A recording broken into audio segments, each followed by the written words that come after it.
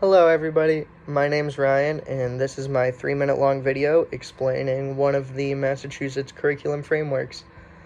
My area of content is history and I'd like to teach either late middle school or high school courses. Anything past 7th grade would be good for me. And the framework that I'm going to explain today is the U.S. History 1 framework, which is one of the high school level courses.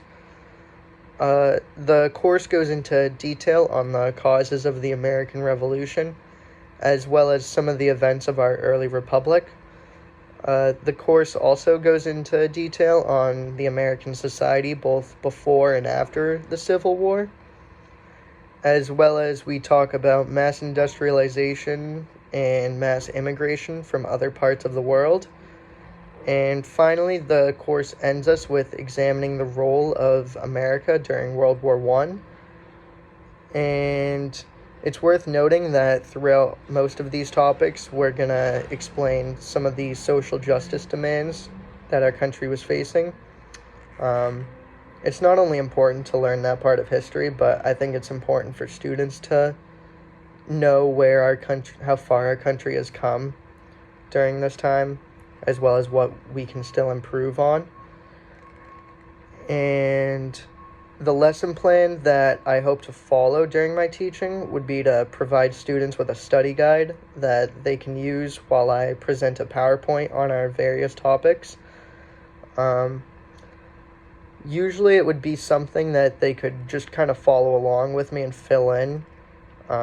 They could jot their own ideas down, which would be good. And my hope is that they'll use these study guides for anything else that we use related to the subject, whether it may be a handout that I give in class or when we have mini quizzes or maybe even tests.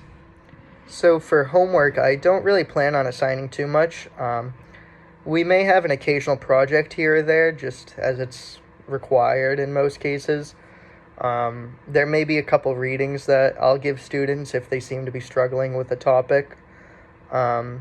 However, for the most part, I want to encourage my students to spend time investigating things that they find an interest in. It doesn't have to be anything related to history. I would hope that they would come into class and share their ideas with the other students and just get everybody thinking about whatever they're interested in. I want to maintain a well-rounded course, so I want people to share their ideas in a very empathetic way, without disregarding some of the other students in the class that I've seen happen before.